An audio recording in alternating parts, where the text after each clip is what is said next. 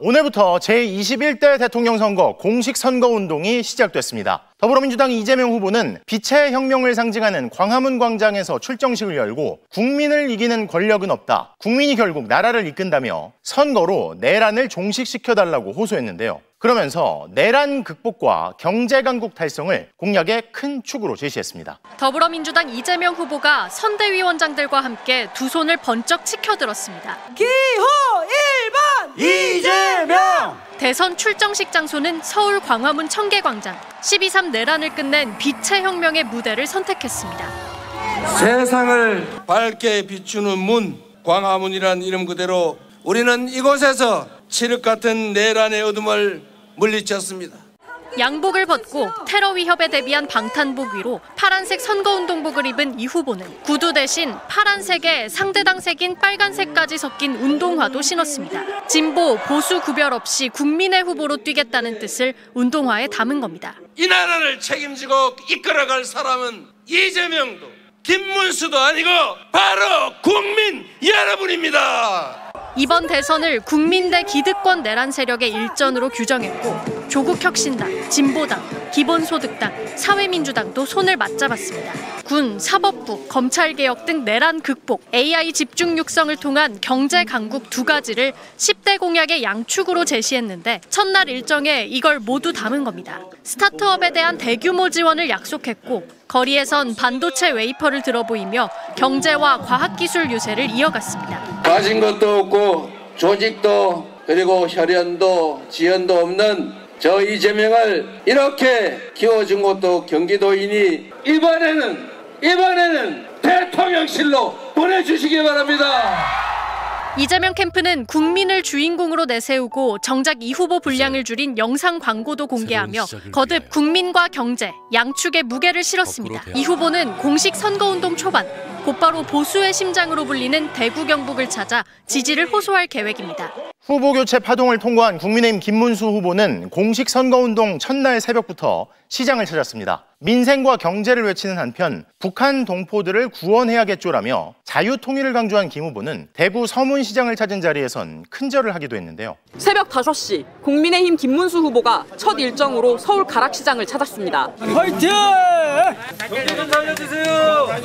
정말 제가 열심히 하겠습니다. 김 후보는 시장을 돌며 민생 대통령, 시장 대통령, 경제 대통령이 되겠다고 외쳤습니다. 이어진 당 선거대책위원회 출범식에선 돌연 탈북민 출신 박충권 의원을 연단으로 불러냈습니다. 북한 장마당과 꽃제비를 언급하며 시장 경제와 자유통일을 강조했습니다. 우리 동포들 우리가 구원해야 되겠죠. 북한을 자유통일, 풍요로운 북한으로 만들 수 있는 정당은 국민의힘이다. 그러면서 풍요롭게 하는 것이 진보지 가난하게 하는 것이 진보냐며 상대 진영을 향한 거친 발언도 쏟아냈습니다. 저는 가짜 진보. 우리가 이 가짜 진보를 확 찢어버리고 싶습니다. 김 후보는 곧장 대전 국립현충원을 찾아가 연평도 포격, 천안함 침몰 전사자들의 묘역을 참배했습니다. 훌륭하신 헌신의 정신을 기리고 이어받고 이게 국가의 기본 아니겠습니까? 10대 공약으로 기업하기 좋은 나라, AI와 과학기술 강국, 튼튼한 안보와 북핵 억제 등을 제시하며 역시 시장 경제와 안보를 양대 축으로 삼았습니다. 김 후보는 곧바로 대구 서문시장으로 이동해 시민들을 향해 큰절을 했습니다. 단일화를 두고 거칠게 충돌했던 권성동 원내대표가 유세에 동행하면서 후보 교체 파동에 실망했을 보수 지지층들에게 다시 결집을 호소했습니다. 여러분, 경제를 살리려면 바로 박정희 대통령의 정신 필요하죠? 하면 된다! 김문수 후보는 보수의 심장인 대구에 이어 영남권 일정을 이어가며 보수 지지층 결집에 나설 전망입니다. 개혁신당 이준석 후보와 민주노동당 권영국 후보도 첫날 현장에서 포부를 밝혔는데요. 두 후보 모두 이재명 후보를 겨냥한 메시지를 강조하는 모습이었습니다. 공식 선거운동 개시날 새벽 0시, 개혁신당 이준석 후보는 전남 여수의 국가산업단지에서 대선에 출정했습니다. 밤낮을 가리지 않고 24시간 내내 대한민국의 발전을 그리고 대한민국의 재도약을 걱정하는 그런 대통령이 되겠습니다. 대한민국 수출을 이끌던 2차 산업단지가 중국과의 경쟁 등으로 쇠락했다며 글로벌 통상과 과학기술 패권 경쟁을 승리로 이끌겠다고 공약했습니다. 법률가 출신들의 생산성 없는 정치를 끝내겠다며 이공계 유학파 출신 이력에 방점을 찍은 겁니다. 이 후보는 이번 선거는 이재명 대 이준석의 싸움이 될 것이라며 국민의힘과 단일화 가능성을 일축했습니다. 대국민 사기극으로 귀결될 단일화 쇼가 아니라 정면 돌파의 승부수를 던지기 위해 이 자리에 섰습니다. 대통령 힘 빼고 일 잘하는 정부와 함, 쇠락한 공업지대 부활, 청년층 금융 지원을 10대 공약으로 제시한 이 후보는 서울 연세대학교를 찾아 학생들과 식사하며 공업단지에 이어 청년 표심을 겨냥했습니다. 정의당에서 옛 당명을 다시 쓰기로 한 민주노동당 권영국 후보는 자정부터 서울 세종호텔 앞, 또 한화 본사 앞 고공농성장 노동자들을 만나는 것으로 대선 행보를 시작했습니다. 자유통일당 구주화 후보, 무소속 황교안 후보 등도 유튜브에 선거 영상을 올리면서 본격 선거운동에 돌입했습니다. MBC 뉴스 신수아입니다. 어제부터 대선 운동 본격적으로 시작이 됐습니다. 대선 공식 선거운동. 자, 이재명 후보가 서울 광화문이고요. 또 김문수 후보는 가락시장에서 시작을 했어요. 또 이준석 후보는 여수 국가산업단지. 그 위치, 장소 이런 게 의미가 있는 겁니까? 아무래도 이제 이재명 후보부터 말씀을 드리면 그 뭐 빛의 혁명이란 말씀을 계속 하시잖아요. 그러니까요. 사실 지금도 여전히 내란이 끝나지 않았다. 이게 지금 다수 국민들의 불안인데 그 내란을 이제 종식시키겠다. 다수 국민들의 마음을 이렇게 대변을 하는 그런 장소 선정이라고 보이고요. 그리고 이제 김문수 후보 같은 경우에는 뭐 이런 시장에 가서 뭐 현장의 목소리 생생하게 듣겠다. 뭐 이준석 후보 같은 경우에는 뭐 산업단지 뭐 관련한 그러니까 산업 관련한 얘기를 계속 하고 있어서 각각의 그런 의미를 부여한 게 아닌가 싶습니다. 그렇죠. 그냥 하는 건 아닌 것 같아요. 다 의미를 부여하고 있는데 자, 이 장소 또 여기서 첫 메시지 여론 관심이 크니까요. 이거는 함께 좀 들어보고 이야기를 이어가도록 해보겠습니다. 빛의 혁명을 시작한 이곳에서 첫 선거운동을 시작하는 의미를 남다르게 가슴에 새기겠습니다. 실패를 되풀이하지 않도록 더 지독하게 준비했습니다. 저는 어떤 어려움 속에서도 우리는 반드시 희망이 있다. 그리고 우리는 하면 된다. 또 반드시 모든 문제를 해결할 수 있다는 자신감을 드리는 대통령이 될 수 있도록 제가 대통령이 되면 밤낮을 가리지 않고 24시간 내내 대한민국의 발전을 그리고 대한민국의 재도약을 걱정하는 그런 대통령이 되겠습니다. 자, 뭐 결기가 느껴지기도 하고 정말 후보별로 특징이 좀 담겨 있는 것 같습니다. 어떻게 들으셨고 어떻게 보셨습니까, 이사님? 사실 다른 걸 다 떠나서 이런 그 관심이 그 임기 그러니까 뭐 각자 이제 정치인으로 그 의정 활동하면서 계속 보여줬으면 좋을 텐데 왜 항상 이런 선거철에만 이런 얘기가 나오나? 라는 개인적인 생각이 좀 있긴 합니다. 뭐 어쨌든 이렇게 각자 뭐 의지를 밝히는 건 좋다고 보고요. 이게 꼭 그 대통령이 되지 않는다 하더라도 이 생각만큼은 계속 유지가 됐으면 좋겠다. 아, 어떤 후보든지 간에 어떤 후보든지. 생각을 좀 유지해라. 맞습니다. 이때만 잠깐 그러고 말이야. 이 말이네요. 그래서 그냥 이제 떨어지고 나면 또 막 그냥 막 흔들기만 하고 막 그냥 국정 운영을 막 방해하는데 초점을 맞추는데 모든 후보 3명 후보 다 그 결과 그 본인들의 각자의 이야기에 맞춰서 실제 행동으로 옮겼으면 좋겠다. 그런 생각입니다. 끝까지 행동으로 보여달라. 선거운동 할 때만 보이지 말고 그 말씀 주셨는데 우리 항일 이사도 선거운동 무슨 직책을 맡으셨습니까? 제가 큰 틀에서 2가지 역할을 하게 되는데 뭐 게임 e스포츠 영역 하나에서 이제 게임위원장 그 강유정 의원님과 공동위원장을 맡게 됐고 그리고 이제 그 전략 자문단의 부단장에 그 부단장을 맡게 됐고 거기 이제 오창석 평론가랑 이제 신용환 교수님이 같이 부단장으로 있습니다. 뭔가 뭐 느낌이 비슷비슷하네요. 신용환 그 교수님 말씀인가요? 예, 맞습니다. 단장이 이제 뭐 최재성, 최재천, 이철이 그분들이 이제 단장으로 계시고 실질적으로 저는 이제 디지털 그 네거티브 대응을 계속 그 6년째 주장을 해온 만큼 지금 특히 뭐 내란 국면이 끝나지 않았다고 말씀드렸잖아요. 뭐 이따가 또 하나씩 말씀드리겠지만 특히 이 온 오프라인의 각종 그 공작 그게 지금 가장 우려되는 상황입니다. 네. 특히 이재명 후보 같은 경우에는 노골적으로 지금 물리적 테러 위협들이 계속 나오고 있어서 김민석 의원을 중심으로 해서 이제 테러 대응 TF도 꾸려질 정도로 네. 상황이 지금 심각하고요. 온라인상에서도 저는 이제 사이버 내란이라고 표현을 하는데 윤석열 내란 그리고 사법 내란 그 이후에 지금 이제 사이버 내란으로 저들이 총력전을 벌이려는 것 같아서 그런 움직임들이 포착되고요. 그래서 이번에 내란 잔당 선거 공작 저지단도 꾸려졌습니다. 네. 그래서 국정원, 군, 경찰 그 각각 상징하는 정치인 이들이 모여서 저들의 그 움직임을 그 예측하고 또 일부는 그 제보받고 그걸 이제 또 폭로도 하고 그러면서 저들을 지금 봉쇄하는 역할을 하고 있어서 그 차원에서 저도 그 디지털 네거티브 대응, 사이버 내란 대응을 좀 하기로 지금 얘기가 된 상황입니다. 네. 선거운동에서 중요한 또 역할을 맡으신 것 같은데 자 지금 직전에 여론조사를 좀 짧게 소개해드리면 3자 가상 대결하니까 이재명 후보가 52.1%, 김문수 후보가 31.1%, 이준석 후보가 6.3%포인트 정도 지지율을 보였어요. 뭐 이재명 후보가 좀 대세론을 갖고 있는데 김문수, 이준석 두 사람이 좀 쫓아오는 모양새인데 앞으로 어떻게 좀 전망을 하고 있습니까? 물론 이제 선거라는 네. 게 짧은 한 3주 정도밖에 안 남긴 했지만 그렇죠. 그 사이에 또 워낙 많은 변수들이 생길 수 있다고 봐요. 네. 저는 이제 개인적으로 이재명 후보님의 그 최종 득표율이 어떻게 될까 거기에 관심이 많은데 뭐 사실 개인적인 바람은 있지 한 60% 정도를 넘어서 60%가 넘는다고요? 넘어서 물론 이제 넘는다는 건 아니고 그렇게 돼서 내란 종식이라는 게 사실 뭐를 하더라도 계속 지금 뭐 반대를 하고 심지어 윤 어게인을 외치고 네. 뭐 이런 지지자들이 있지 않습니까? 그래서 완벽하게 깔끔하게 되는 거는 당장은 어렵지만 그럼에도 불구하고 어쨌든 진짜 그만큼 압도적인 시민들이 저 윤석열 세력들을 심판하고 아까 말씀드린 그 내란 잔당을 청산해야 된다. 여기 이제 힘을 모으기 위해서라도 저는 그 60%를 목표로 지금 달리고 있고 특히 그 TK 지역 우리 박준 변호사님께도 관심 많으실 텐데 대구 경북이요. 네, 대구 경북 쪽이 이제 한 30%를 넘냐 뭐 이런 거에도 좀 관심을 갖고 있는 상황입니다. 그러면 이제 선거가 진짜 얼마 안 남았어요. 네. 실제로 21일 남았고 사전 투표로 따지면 좀 더 줄어든다고 봐야 되거든요. 네. 막 2주, 3주면 이제 끝나는 상황인데 네.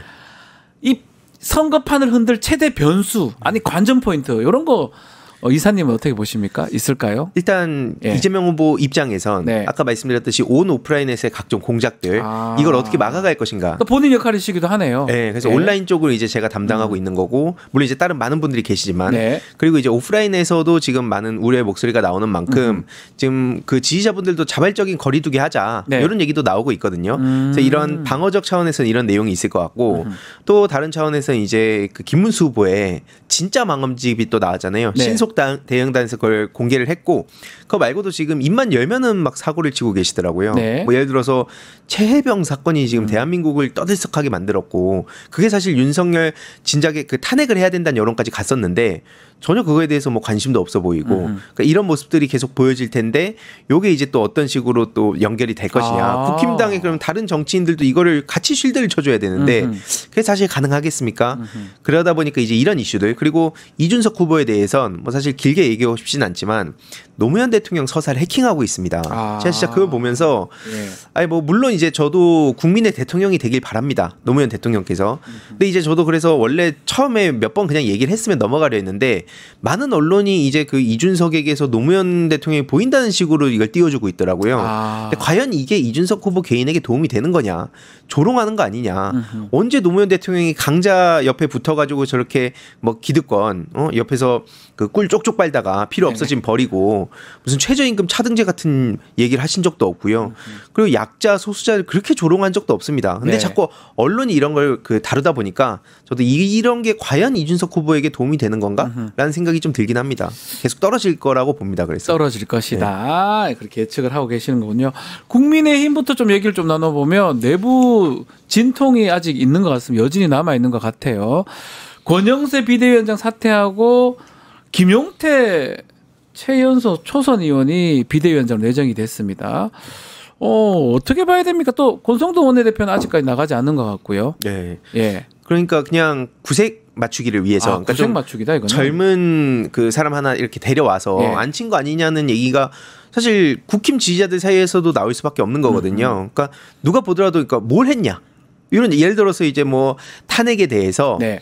대놓고 막 그 찬성을 하고 진짜 이 내란 국면을 빨리 종식시키자 우리 자체적으로 막 그런 상징적인 인물을 데려온 것도 아니고 그때 당시에 뭐 원래는 좀 개혁적인 목소리를 낸다고 하면서 한 초창기에 좀 주목을 받다가 그 이후에 사실 그 내란 국면에서 민낯이 다 드러났다는 평가를 받고 있는데 네. 여기에 그냥 나이만 젊다고 앉혀놓는 거 아니냐. 그래서 사실상 허수아비로 이렇게 앉혀놓고 김문수 후보 멋대로 그냥 하고 싶은 거 하면서 그런 이미지 메이킹 하는 거 아니냐. 그런 비판의 목소리가 많이 나오고 있고요. 네. 실제로 이제 앞으로 저는 지난번에도 계속 말씀드렸지만 본인들이 어떤 짓을 저질렀는가를 이제 뼈저리게 느끼게 될 거라 봅니다. 한마디로 폭탄을 끌어안는 대가를 치를 시점이 왔다고 보는데 폭탄을 끌어안고 있다 이렇게 보시는 건가요? 네, 왜냐면은 본인들이 이제 실컷 뭐 저 전광훈, 소년보 네. 이런 사이비 종교들이나 아니면 이제 윤어게인 세력들이랑 같이 한 몸으로 움직였었잖아요.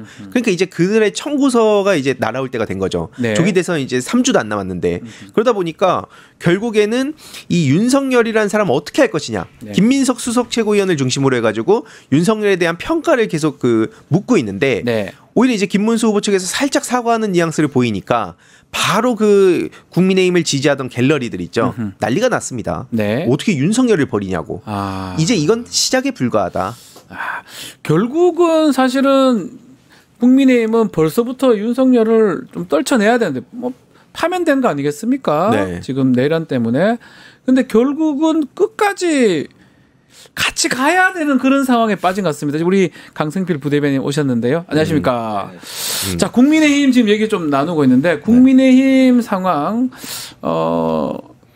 김용태 비대위원장 이제 초선 의원을 하긴 했지만 끝까지 여진이 꺼지지 않을 것 같습니다. 특히 윤석열이 네. 돌아다니고 있지 않습니까? 밖에서 메시지 내고. 그러니까 이제 네. 국민의힘은 방금 우리 이사님께서 말씀하셨지만 네. 이 윤석열을 절연하는가에 따라서 이 딜레마에 빠진 건데 네. 이게 이제 지지층 사이에서도 갈등이 있는 거 아니겠습니까? 근데 지지층보다 더 앞서 있는 게 뭐냐면 이 국민의힘 내부에서도 문제가 있는 거예요. 예를 든다면 네. 어쨌든 간에 한동훈의 지지를 받고 싶어하는 김문수의 마음에 있는데 한동훈도 선결 조건 3가지를 내걸었어요. 네. 그중에 하나가 뭐 윤석열 그 부부와 절연해야 된다. 10번 출당하고 제명시키라 이거잖아요. 네. 그리고 계엄에 대해서 철저하게 사과해야 된다는 것이고 또 마지막 3번째가 조금 속이 좁습니다. 그게 뭐냐. 단일화 약속 안 지킨 거에 대해서 사과라는 거죠. 그 말은 뭐냐. 야 단일화 약속 네가 안 했으면 내가 1등이야. 그 마음을 한동훈이 우회적으로 말을 한 건데 김문수가 이거 모르겠습니까? 그렇기 때문에 어쨌든 내부적으로도 갈등이 매우 심한데 결국에는 그래서 민주당이 계속 지적했던 것이 탄핵 변론 과정에서 탄핵의 강을 지금 건너라. 옹호하지 말아라. 너희들 좀만 있으면 또 후회하고 그때 가서 사과하면 늦는다라고 경고했던 이유가 여기에 있는 겁니다. 이게 좀 결과론적 얘기긴 한데 지기현 부장에 의해서 구속 취소 결정이 나가지고 윤석열이 이제 나와 있는 저 모습. 이게 국민의힘한테는 좀 안 좋게 작동하는 것 같습니다. 최악이죠. 그새를 못 참고 또 SNS에 글 썼죠. 글 쓰고 전한길 뉴스에서 뭐가 자랑스럽다고 단독이라고 그걸 또 걸고 심지어 이제 전한길 씨도 민심이 지금 많이 안 좋아진 게 그 국민의힘 새벽 쿠데타가 벌어지지 않았습니까? 그거에 대해서 왜 침묵하냐고 그 전한길 뉴스를 보는 구독자들도 지금 비판이 쇄도하고 있습니다. 네. 그러니까 앞서 이제 그 부대변인 말씀 주셨듯이 그 안에서도 자기들끼리도 지금 싸움이 난 거예요. 이게 뭐 각종의 뭐 권력 다툼이 됐든 혹은 뭐 어떤 돈 때문이 됐든 자기들끼리 이제 이권을 찾아서 또 움직이는 그 시간이 왔다는 거고 네. 중요한 게 이제 조기 대선 3주도 안 남았다는 겁니다. 얼마 안 남았어요. 근데 그런 상황이 이제 한동훈 후보 같은 경우에도 요즘 유튜브 방송에 맛이 들렸는지 이런 데뷔를 꿈꾸고 있는 건지 방송을 키고 이제 막 이상한 그런 행보를 보이고 있더라고요. 네. 그러면서 이제 당원 가입해달라. 네. 그러니까 누가 보더라도 이제 사실 당권을 노리고 있다는 얘기는 다 나오고 있는 데다가 이제 막 비판을 받는 거죠. 왜 근데 이렇게 안 돕냐. 선대위에 왜 참여 안 하냐 하니까 홍준표 캠프도 열심히 안 하는데 왜 나한테만 그러냐. 지금 이게 지금 국민의힘의 현실이란 겁니다. 자, 국민의힘 사실 이번 선거에서 국민의힘도 그렇지만 빅텐트 이런 얘기를 많이 했어요. 근데 빅텐트는 뭐 거의 무너진 것 같아요. 이낙연 고문은 뭐 출마 안 한다고 하고 있고 이준석 후보도 완주하겠다 얘기하는 거 봤을 때는 결국은 빅텐트의 가능성이 없는 겁니까? 어떻게 보십니까? 저는 빅텐트가 네. 세워질 거라고 생각을 합니다. 만들어진다. 근데 이제 우리가 기존에 생각했던 그런 뭐 이준석과의 그런 빅텐트가 아니라 한덕수, 김문수, 이준석 이런 게 아니라 정광훈, 황교안 관련된 잠깐만요. 누구요? 정광훈과 황교안. 황교안은 뭐 부정 이렇게 나오긴 한데 정광훈의 자유통일당도 후보를 냈더라고요. 6번인가? 구주와. 그러니까 여기랑 해서 이제 그 구구 빅텐트가 열릴 것이다. 구구 빅텐트. 아니 김문수 후보 사실 얼마 전에 국민의힘 입당했어요. 이분 자유통일당 초대 당 대표예요. 그리고 정광훈 씨 그 예배에 참석하면서 방역 수치도 아마 어기고 그랬을걸요. 그래서 과태료가도 내고 그래서 사이가 끈끈합니다, 둘이. 그렇기 때문에 저는 김문수 후보는 극우 빅텐트를 칠 것이다. 그리고 이번 선거는 누가 대통령이 되느냐가 지금 궁금한 게 아니라 대통령은 민주당 이재명 후보가 거의 눈앞에 왔다라고 보고 오히려 2위 싸움이 재밌을 것이다. 2위 김문수 후보가 좀 유리하지 않습니까? 근데 생각을 해보세요. 새벽 2시 반에 공고 내고 1시간만 공고받고 이거 회사에 취업 공고했으면 감옥 갈 일이에요. 오죽했으면 찬반 투표에서도 당원들이 반대를 해버렸겠습니까? 그러니까 이거의 여파가 엄청 커서 이준석 어깨에 지금 뽕이 들어갔습니다. 나 이제 2등 할 수 있겠는데? 그래서 보수의 적임자를 내세우면서 2등 싸움을 할 거기 때문에 절대로 그쪽과 관련된 우리가 생각했던 빅텐트는 없을 것이다. 이준석 후보가 완주한다 이렇게 보십니까? 사실 돈 문제 때문에 지금 계속 그동안 머리를 쓰고 있었는데 결국에 이제 김문수 후보랑 손을 잡는 그림으로 가면 이제 그 본인이 계속해서 쌓아온 서사가 또 무너진 상황이니까 지금 여러 가지 고민을 하고 있을 거라 봅니다. 다만 이제 합친다고 해도 이게 뭐 이기는 그림이 안 나오니까 생색도 낼 수가 없는 거고 그러니까 여러모로 지금 계속 그 자기의 몸값을 키우기 위한 그런 소위 어그로들을 끌 것 같다 이런 생각이 많이 들고요. 중요한 거는 어제 보니까 이제 뭐 경찰 추산 100만 명이 출정식에 참석을 했다 이런 식으로 말도 안 되게 지금 띄워주고 있던데 그러니까 저는 이게 언론 물론 이제 모든 언론이 그런 건 아니지만 어떻게 100만 명이 지금 거기에 옵니까? 갈 수가 100만 명 정도면 말이 안 돼. 제가 어제 그 앞에 지나갔습니다. 창원 시민 다 창원 맞죠? 창원 정도 되죠? 그러니까 사실 이러면 용인 시민 다 모이는 거죠. 이재명 후보는 한 1억 명이 모인 겁니다.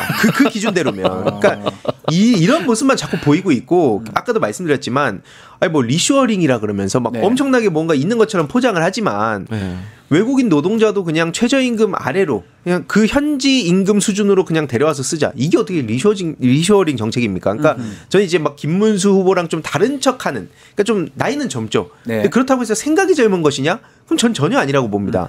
저는 사실 말씀 주셨듯이 이제 그 2등 싸움이 치열하긴 하겠는데 사실 저는 이제 둘 다 비슷하다 생각합니다. 비슷비슷할 것이다. 자, 아마 10% 넘어가면 선거비 절반이 이제 보존이 되고요. 15%가 넘어가면 다 받습니다. 아마 그게 포인트들이 아닌가 생각도 듭니다.